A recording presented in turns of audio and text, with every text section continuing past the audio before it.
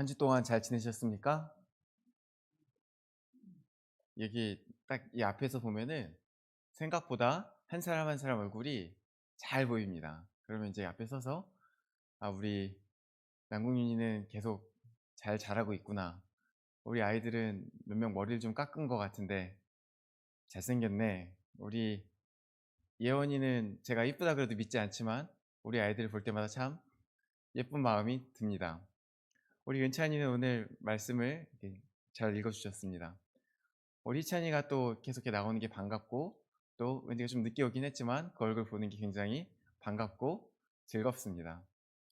설교를 할 때 옛날에는 앞에서 왜 목사님들이 이런저런 이야기들을 덧붙이나 잘 이해가 안 갔어요.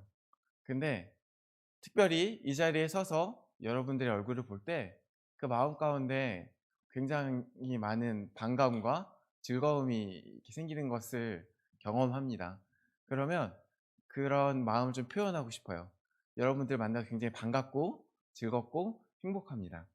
그래서 이렇게 말씀하기 전에 조금 사족을 붙이게 되는 것 같아요.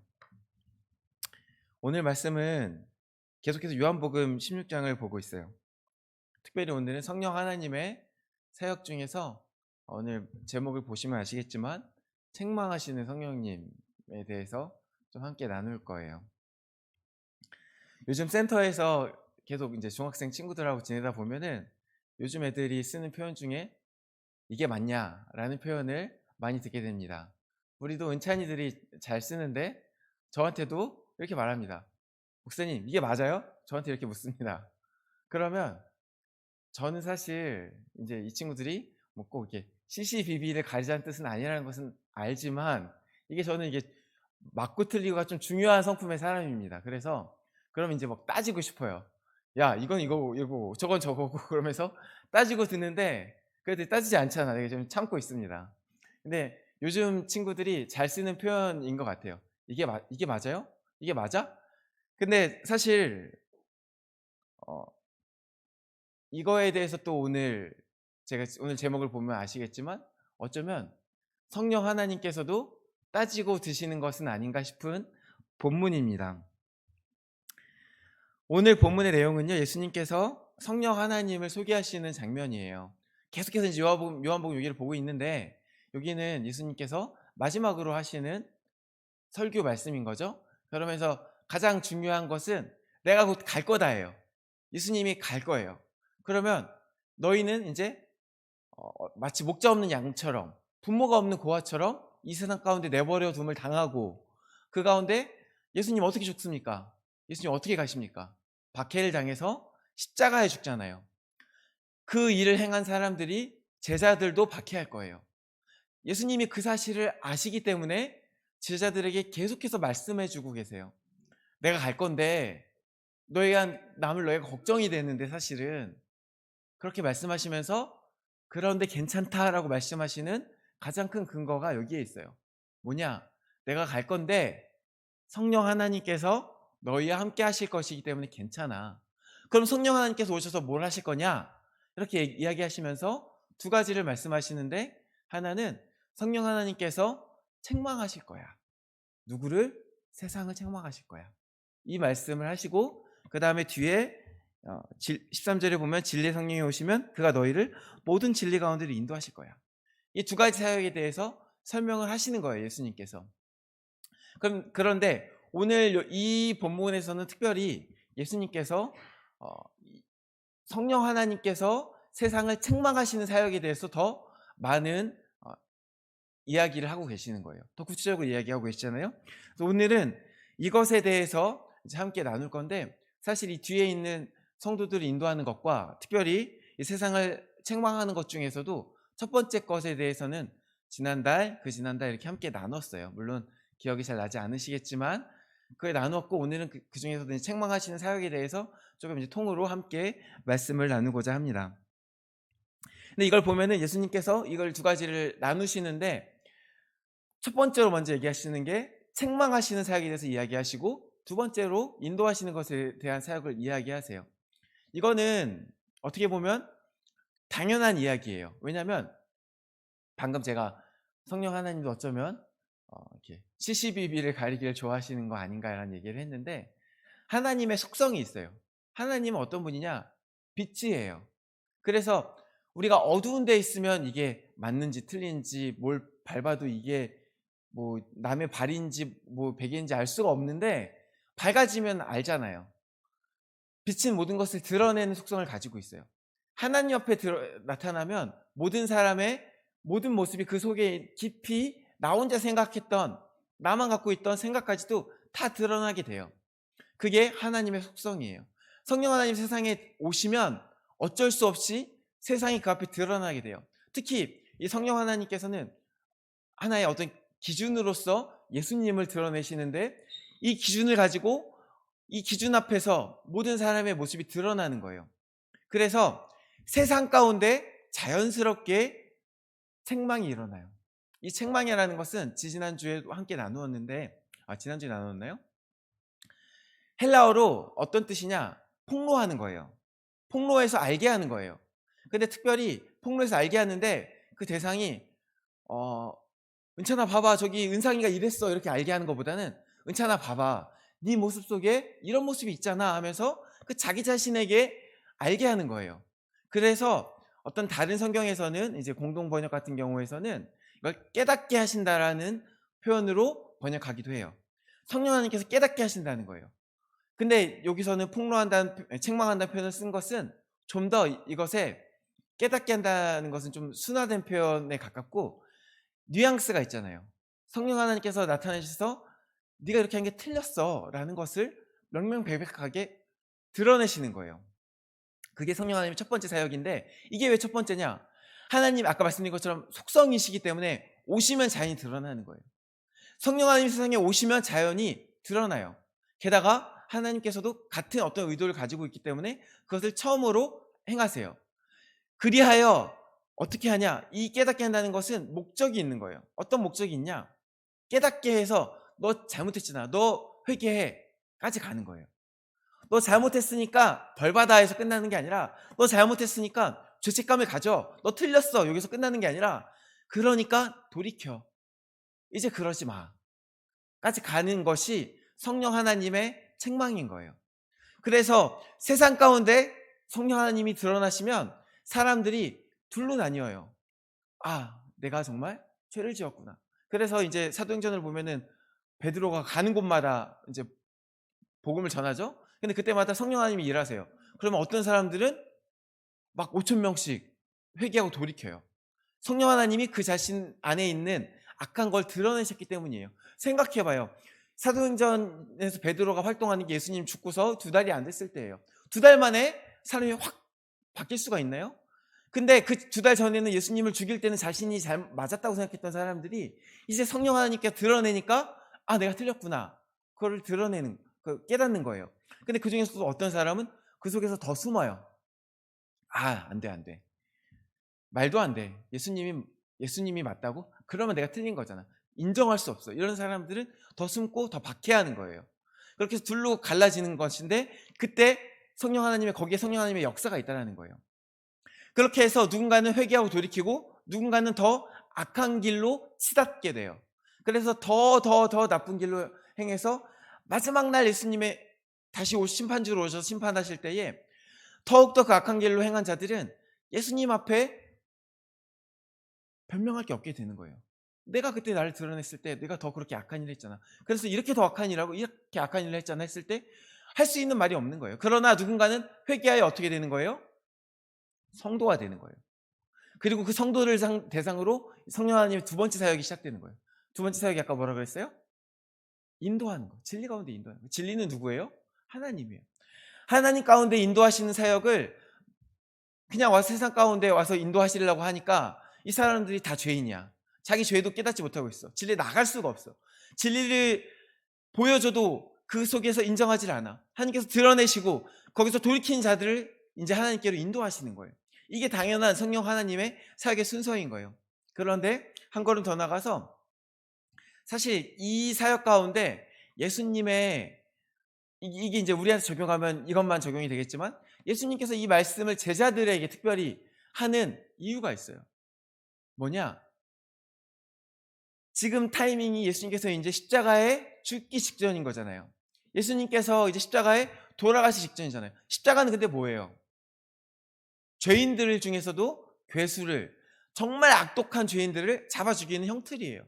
예수님께서 십자가에서 죽으실 때, 돌아가실 때 제자들이 믿음이 있었겠죠. 그 전까지는 예수님께서 우리의 이제 왕이시다, 구세주시다, 그리스도시다 믿음이 있었겠죠. 그런데 그 그림이 예수님하고는 달랐을 거예요. 그래서 십자가에 달릴 거라고 상상도 못하고 있다가 예수님께서 한 번 말하고 두 번 말하고 세 번 말하니까 그제서야 아 진짜? 어떡하지? 이런 상황이 됐을 건데 그때 마음이 흔들릴 때 아 우리가 잘못 믿었나? 예수님께서 저렇게 정말 죄인임에 불과했나? 저렇게 세상 사람들에게 조롱당하고 고통당하고 박해받아 죽게 되는 아무것도 아닌 존재에 불과했나? 그 믿음이 흔들릴 때 내가 틀렸나? 했을 때 기다려라, 성령 하나님께서 너에게 오셔서 누가 틀렸는지 명명백백하게 보여주실 것이다 라고 말씀하시는 거예요.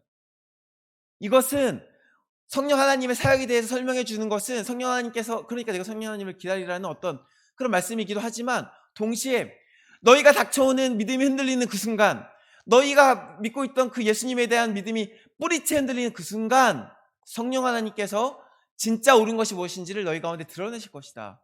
그러니까 그때까지만 버텨라. 그 말씀을 하시는 거예요. 그러니까 예수님께서 부활하시고 올라가실 때 다시 자신의 부활한 모습을 보이셨음에도 무엇을 그렇게 강조합니까? 성령 하나님을 기다려라. 성령 하나님이 오시면 너희가 옳았음을 보여주실 것이다. 세상을 책망할 것이다. 세상이 틀렸음을 책망할 것이다. 그러나 너희가 옳았음을, 내가 옳았음을, 나를 따른 너희가 틀리지 않았음을 보여줄 것이다. 그리고 너희들을 진리 가운데 인도할 것이다. 그러니까 기다려라. 그 말씀만을 다 필요 없고 성령님만 기다려라 이 말씀을 하시고 올라가신 거예요. 그래서 이 예수님께서 오늘 이 말씀을 하시는 것에 무엇이 들어있는 거예요? 예수님의 사랑이 들어있는 거예요. 또 성령님의 책망에 무엇이 들어있는 거예요? 하나님의 사랑이 들어있는 거예요. 잘못된 길을 혼내서 돌이키게 하는 사랑, 또 우리 이미 예수님을 따르고 있던 자들을 붙들어 주시는 하나님의 사랑, 그 사랑이 있는 거예요. 책망이라고 하면 우리가 누군가를 혼내는 것, 그리하여 그 속에서 우리가 사랑을 느끼기가 어려울 수 있는데 사실 성경의 모든 것들, 하나님의 모든 동기, 하나님의 모든 행하심, 모든 말씀 가운데는 뭐가 있는 거예요? 사랑이 있는 거예요. 우리가 그 사랑 가운데 이 말씀을 봐야 돼요. 사랑 없이 책망만 보면 어떻게 되냐? 손가락질만 보여요. 거기에 상처받게 돼요. 누가 나를 손가락질하면 아프잖아요. 화가 나잖아요. 상처받잖아요. 그 속에 있는 사랑을 느낄 때 그 손가락질이 별로 안 아플 수 있어요. 그때 우리 마음이 온전히 열리는 거예요. 그래서 그 마음 가운데 사랑을 느끼고 이 성령 하나님을 경험하는 사람은 이제 그 아까 말한 5,000명처럼 돌아오게 되는 거예요. 그러면 이제 이 성령 하나님께서 구체적으로 무엇을 책망하시냐? 첫 번째로 죄에 대한 책망이에요. 지난달 설교할 때 함께 나누었는데 이것은 뭐냐? 세상이 스스로 죄 없다고 해요. 그런데 거기에 대해서 정말 그러냐? 정말 너희 세상에 죄가 없냐? 따져보자 얘기를 하시는 거예요. 근데 이제 사실 따질 게 사실 많죠. 죄 없는 사람이 어디 있어요? 거짓말하는 사람이 어디 있어요? 한 사람 한 사람 성령 하나님께서 꼬치꼬치 캐물으면 그 안에 이렇게 긁을 게 왜 없겠어요? 누군가를 뭐 남자애들 같은 경우 누군가를 때리거나 누군가를 괴롭히거나 누군가를 욕한 적이 뭐 없겠어요? 여자애들도 뭐 다르지 않겠지만 그런 경험이 없는 사람이 어디 있겠어요? 좀 더 나가서 도둑질하고 누군가 너무 열받으면 누가 죽어버렸으면 좋겠어 저주하고 이런 적이 왜 없겠어요? 살다 보면 특히 나중에 여러 가지 어려움들 겪다 보면 누가 나에게 일방적으로 악을 행할 때 그에 반해서 내가 그 사람을 저주하고 그 사람이 정말 안 돼버렸으면 좋겠다는 마음이 왜 안 들겠어요? 한 사람 한 사람 성령 하나님께서 그거를 몰라서 그거를 긁지 않는 것이 아니에요. 이거 하나하나 따지면서 이거 봐라 너 죄 있지 않냐 이렇게 말할 수 있어요. 근데 성령 하나님 죄에 대해서 단 한 가지만 말씀하세요. 뭘 말씀하시냐? 예수 그리스도를 믿지 않는 것이 죄다. 다른 스탠다드, 다른 기준을 제시하는 거예요.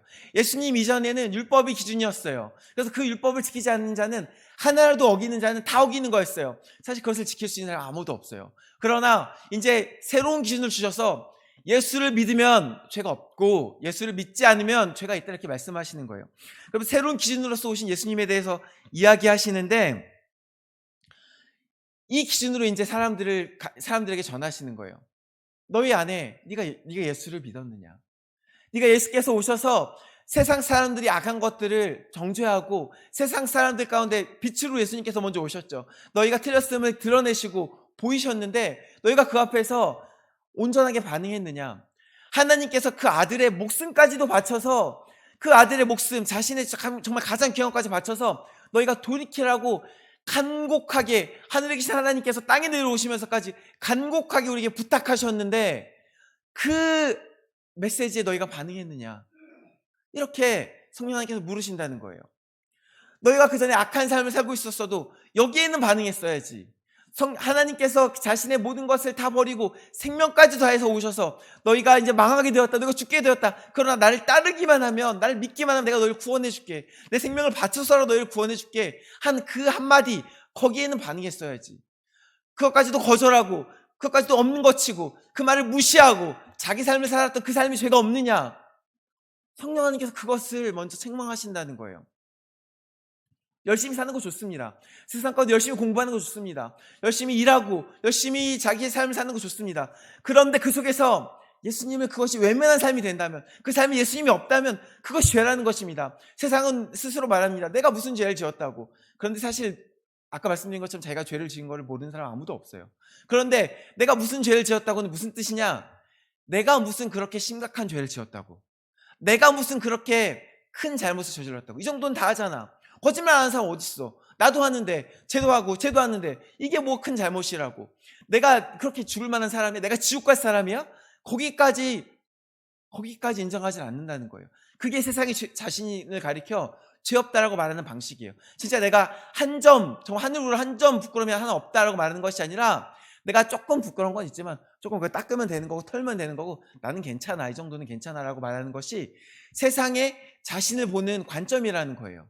그러나 하나님께서 말씀하시길 아니다. 너희가 심히 부패하고 부패하였다. 그리하여 내가 예수 그리스도를 보내니 내 아들을 보내니 이 아들을 믿기만 하면 그럼 돌이키면 내가 너희들을 다 거듭 깨끗하게 하겠다. 근데 그거를 거절하는 거예요.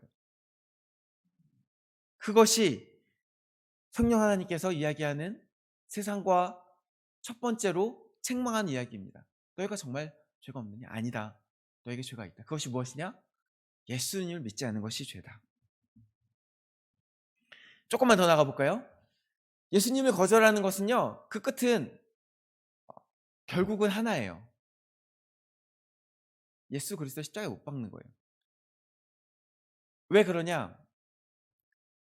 이 예수 그리스도의 복음은 결국 그 끝에 가서 우리로 하여금 지금은 여러분 선택하지 않았을 수 있어요. 그래서 그 끝에 갔을 때 언젠간 선택하게 해요. 무엇을 선택하냐? 예수 그리스도를 믿을래 안 믿을래? 너희가 죄인이냐 아니냐? 너희가 이것이 아니면 구원을 받을 이름이 없다는 것을 인정하느냐 안 하느냐를 이제 어느 순간 요구하는 순간이 와요. 회색지대는 평생 있는 것은 아니에요. 죽기 직전일지 몰라도 언젠가는 그것을 선택하는 순간이 와요. 근데 사람이 예수 그리스도를 선택하면 회개하고 돌이키는 거지만 선택하지 않는 것은 결국 뭐냐? 자신의 안에 있는 죄를 인정하지 않거나 드러내기를 거절하는 것이에요. 근데 계속 예수 그리스도의 빛이 쫓아와요.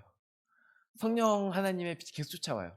그럼 그것을 결국 어떻게 하게 되냐? 사람은 그것을 단순히 거절하는 것 넘어서 부정하게 돼요.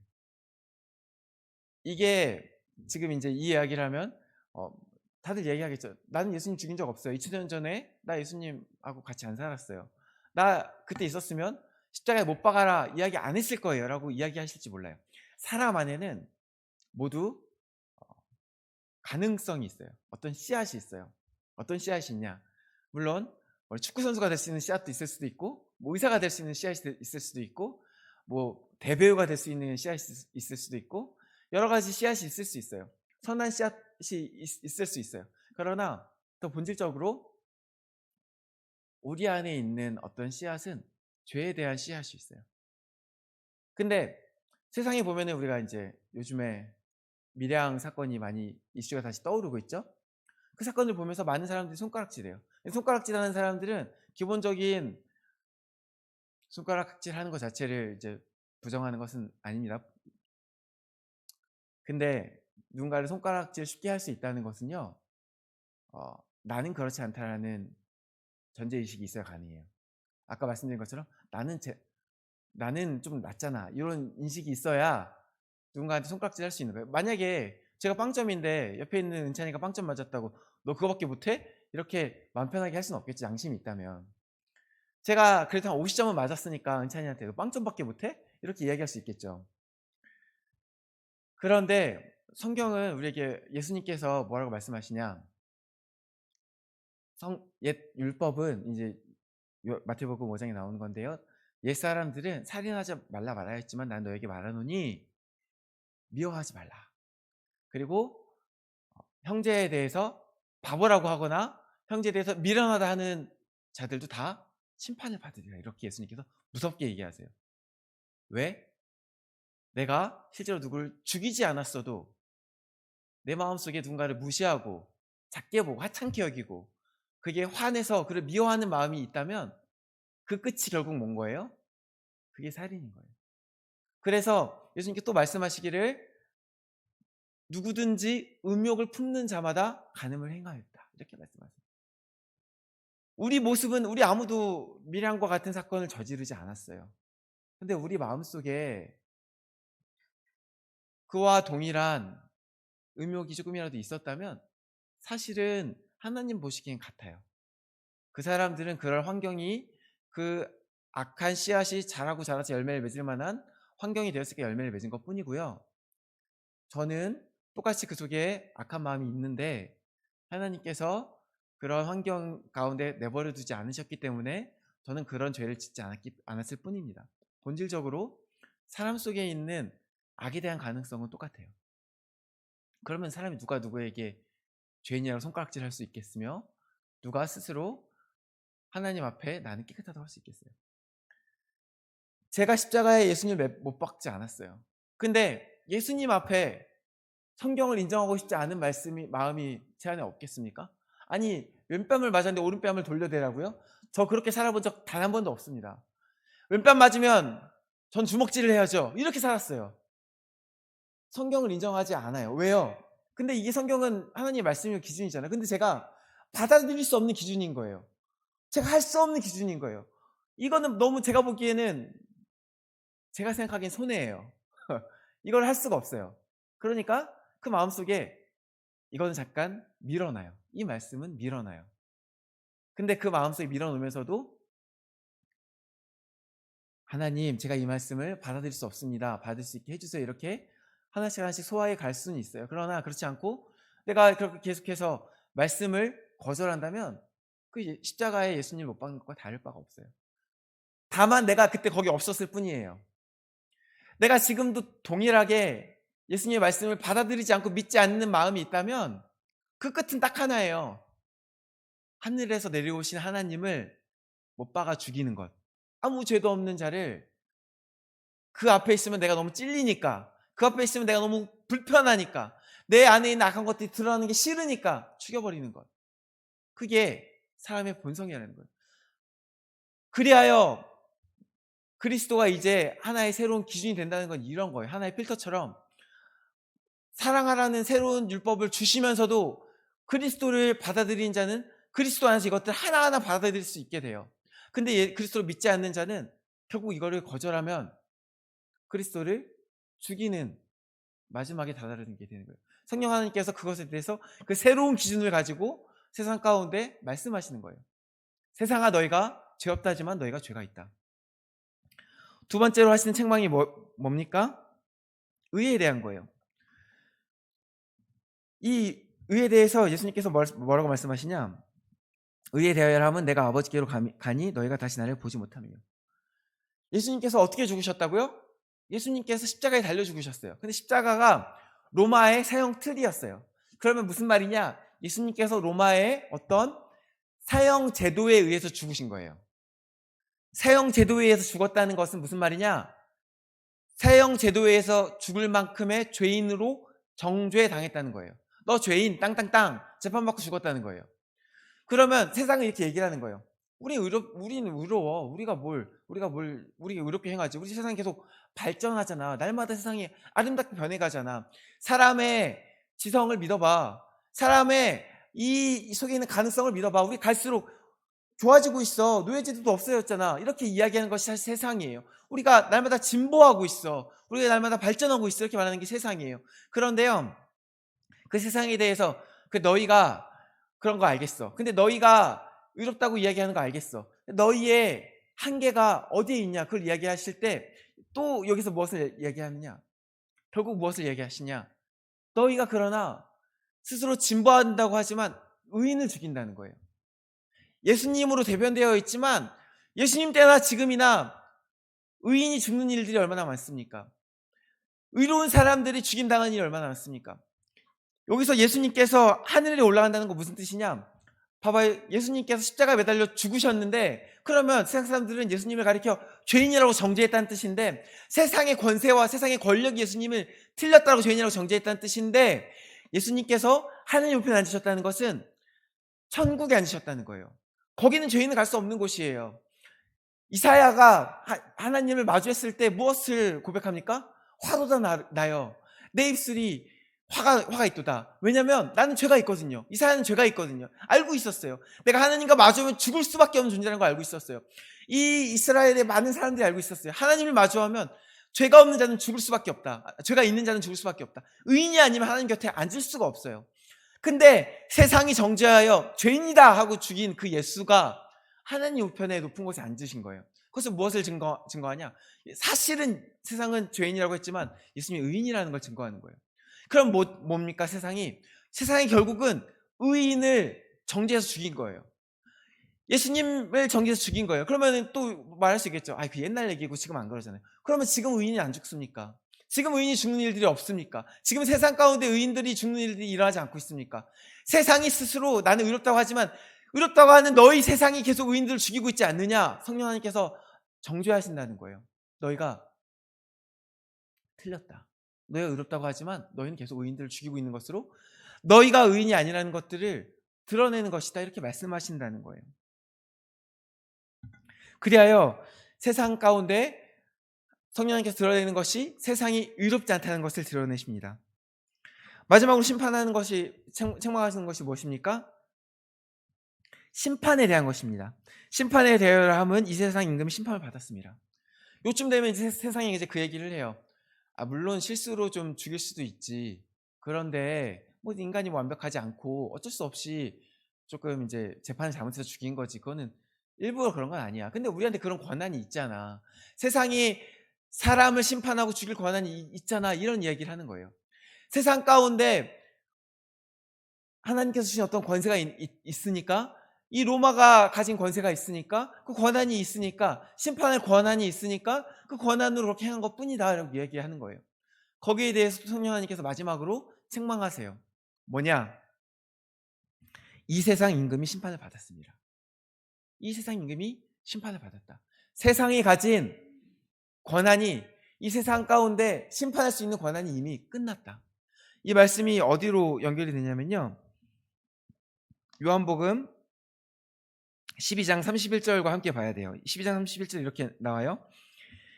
이제 이 세상에 대한 심판이 이르렀으니 이 세상의 임금이 쫓겨나리라. 이 말씀이랑 이 말씀이 연결되는 거예요. 이때가 언제냐? 이 예수님께서 이제 마지막 명절 때 예루살렘에 올라오신 이후예요.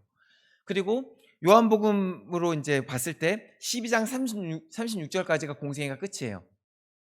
그리고 그 다음부터는 36절 이후에 37절부터 이제 50절까지는 그 공생에 대한 어떤 간략한 후기와 메시지가 있고, 13장부터는 공생애라기보다는 제자들에게 주시는 말씀, 제자들과 하시는 어떤 그 마지막 발 씻겨 주시고 마지막 이제 떡 대시고 이런 사건들과 설교와 기도, 이게 이제 있는 거예요. 그래서 12장 36절까지가 공생의 끝이에요.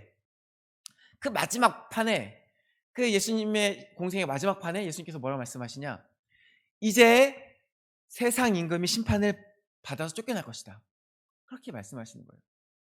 세상 임금이 쫓겨날 것이다. 그리고 오늘 본문은 뭐라고 나와 있어요? 이미 이 세상 임금이 심판을 받았다.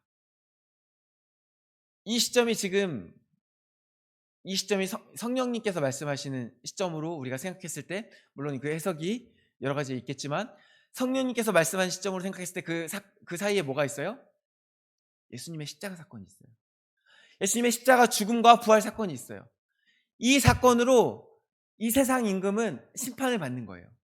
이 세상 임금은 뭐냐? 우리가 이제 보는 어떤 국가 권력들도 이 세상 임금일 수 있어요. 그러나 성경에서 말하는 이 모든 국가 권력 뒤에 이제 구약이나 신약에서 말씀하고 있는 것은 공중에 권세 잡은 자가 있어요.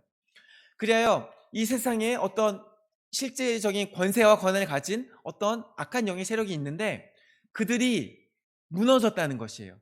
그들에게 실제로 세상을 마음대로 할 수 있는 권한이 있었으나, 예수님의 십자가 사건 전까지는 있었으나 예수님의 십자가 사건 때 그들이 심판받고 이 세상 임금들이 심판받아서 이제 더 이상 그만한 권한이 없게 되었다는 것이에요.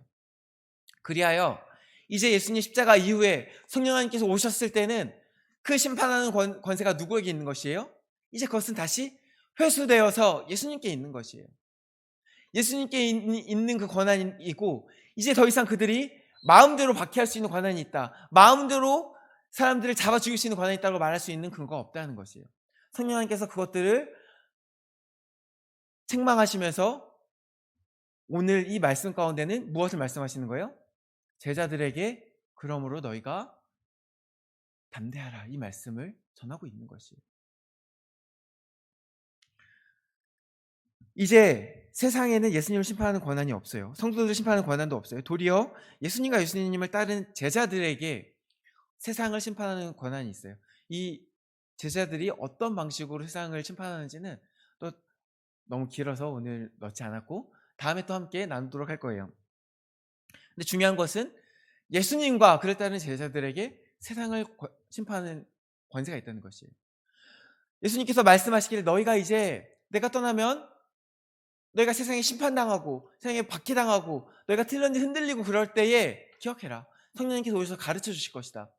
너희가 옳다는 것을, 너희가 맞았다는 것을, 세상에 틀렸다는 것을, 그리고 도리어 너희에게 세상을 심판할 수 있는 권세가 있다는 것을 전하시는 거예요. 그 다음에 성령 하나님께서 하시겠죠. 뭘 하시겠어요? 진리 가운데로 인도하시겠죠. 그리하여 예수님을 떠나실 때 그 제자들에게 이제 이렇게 하면 된다라고 예수님께서 말씀하시는 그 말씀이 이렇게 사랑으로 전해지는 것이에요. 사랑하는 청소년부 여러분, 오늘도 성령 하나님께서는 세상을 책망하세요. 왜냐하면 그것이 하나님의 사역이기도 하고 아까 말씀드린 것처럼 성령 하나님의 본질이시기 때문에 그래요. 성령 하나님께서 임하시면 세상을 책망하세요. 그것은 우리를 포함하는 거예요. 성령 하나님, 이제 성부 하나님, 성자 하나님, 성령 하나님이 있지만 사실 우리가 직접 만나는 거는 성령 하나님인 거예요. 우리가 성부 하나님을 하늘에 올라서 만나겠습니까? 우리가 역사 가운데 2000년 전에 있었던 예수님을 만나겠습니까? 성령 하나님을 만나는 거예요. 근데 그 성령 하나님을 만남으로써 우리가 그 삼위일체 되신 하나님을 같이 만나게 되는 거예요. 그래서 그 성부 하나님 우리에게 주시는 말씀, 그 성자 하나님 우리에게 주시는 말씀을 성령 하나님을 통해서 우리가 얻게 되는 건데, 기억하십시오. 그 성령 하나님께서 우리에게 주신 첫 번째 메시지가 이 책망의 메시지라는 거예요. 제자들이 되었을 때, 우리가 제자들이 되었을 때 그것은 우리에게 위로의 메시지일 수 있어요. 아, 우리가 옳구나, 우리가 이것을 믿고 담대하게 나가면 되겠구나 하는 어떤 격려의 메시지일 수 있어요. 그러나 우리가 여전히 세상 가운데 속하여 있다면 이것은 우리에게 사랑이긴 하지만 어떤 우리를 틀렸다라고 말하는 그런 책망의 메시지로 다가오는 것이에요. 네가 스스로 여전히 죄에 없다 하고, 네가 스스로 여전히 의롭다 하고, 네가 스스로 난 내 마음대로 살 거야, 내가 가진 힘으로, 나에게 나의 자유가 있잖아, 이렇게 이야기하지만 그렇지 않다. 이것을 성령 하나님께서 드러내실 것이라는 것이에요. 근데 이것을 기억하십시오. 하나님께서 사랑으로 말씀하고 계세요.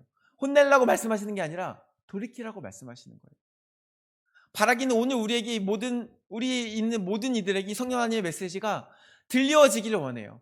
그래요. 책망을 받을 자들이 있다면 저를 포함하여 누구든지 책망을 받고, 또 그 속에서 힘을 얻을 자들이 있다면 누구든지 힘을 얻는 일들이 있기를 원해요. 이 시간에 성령 하나님의 역사가 우리 가운데 있기를, 또 우리 한 주 가운데, 우리 삶 가운데 성령 하나님의 이 사역이 우리 가운데 충만하기를 간절히 소원합니다. 함께 기도하시겠습니다. 우리를 사랑하셔서 성령 하나님을 보내주신 아버지 하나님 감사합니다. 그 성령 하나님을 통하여 우리가 우리 자신의 악한 모습들을 깨닫고 그 속에서 돌이켜 진리로 나아갈 수 있기를 소원합니다. 성령 하나님께서 우리 가운데 역사하실 때 말씀하실 때 귀를 막지 아니하게 하시고 거기에 반대하여 거절하지 아니하게 하시고 온전히 주님의 사랑을 느껴서 그 안에서 회개하고 돌이켜 또 그 속에서 힘을 얻는 우리 삼보교회 공동체 될 수 있게 은혜의 은혜를 더하여 주시옵소서. 감사드리오며 예수 그리스도 이름으로 기도드립니다. 아멘.